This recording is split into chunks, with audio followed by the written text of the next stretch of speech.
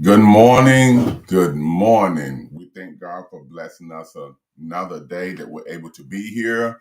It is a glorious Monday morning, not the Monday morning blues, but it is a glorious day to be in the land of the living. And we thank God for that this morning. I hope all mothers and aunties, those who've stepped in the place of mothers, I hope you have had a wonderful Mother's Day. And we thank God for that. Even if your mother is not here with you, you just want to make sure you have a good memory of her or those who stood in the place of her. And we thank God for that. So this morning, we're going to talk about love. What love has many, many components.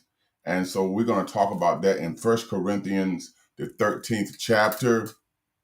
We're going to talk about that at this time because love is not just a feeling, but love is real. It is true. So though I speak with the tongues of men and of angels and have not charity, which is love, and I'm going to use the word love, I become as a sounding brass or a tinkling cymbal. And though I have the gift of prophecy and understand all mysteries and all knowledge, though I have faith so that I could remove mountains and have not charity, I am nothing. And though I bestow all my goods to feed the poor, and though I give my body to be burned and have not charity, it profit me nothing. Charity, here's the key for this morning, suffereth long and is kind. Charity envieth not. Charity vaunteth not itself, is not puffed up. So we can talk about charity suffereth long. Love suffers long. Look at Jesus. Look what he did for us, how he went on Calvary's cross to die for our sin, how he took the brunt, how he was criticized, how he was tortured and separated from his Father in heaven just for us. You see, we are so blessed. So in turn, we must be able to suffer along with other people. And many times we want people to suffer with us, but we don't want to suffer along with people. We become very, very impatient with people. We become angry, upset so quick. We become all of these things, but we don't want to have patience with other people. And that's not what God wants. Now, again, I was talking about how we sometimes think about love is mushy. Love is, I love you, but we don't do what love says. Love is tough. Jesus so loved us that he gave his God so loved us, he gave his own begotten son. But Jesus cut through people in the Bible. I mean, he called them dogs. He called them snakes. He called them, many things. He was very direct and to the point. But his cutting is the word cuts. It goes in and cut. It comes out cutting. Remove all the mess. So love is not just, like I said, only a mushy, mushy feeling. I, as a man, could have said, and I said to my wife, I love you. To my children, I love them. But if I hadn't gotten out of bed and went to work, then is that really love? Is that love that you beat your spouse, abuse your children? Is that love? That's not love. How many times I've seen and heard, like in this instance, as a man, would tell his wife, I love you, but beat her, abuse her mentally, physically, and all the way around, then turn around and say, I won't do it again. I love you. Is that love? No.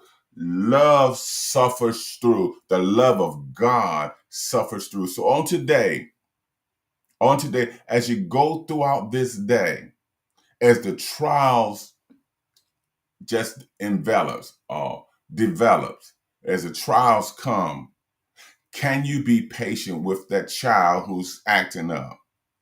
Can you be patient with other people that you encounter going through some emotional or whatever type of challenges, can you suffer long with that person? I'm telling you, love is not what the world say it is. Love is what Jesus Christ did. He gave his all. He gave up everything.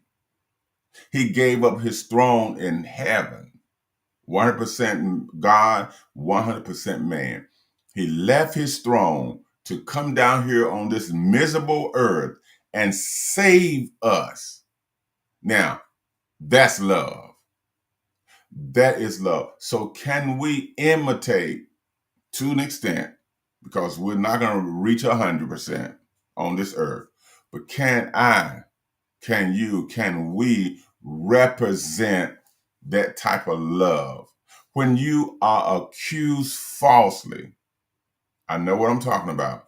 When you are accused falsely of something you did not do, can you still show love?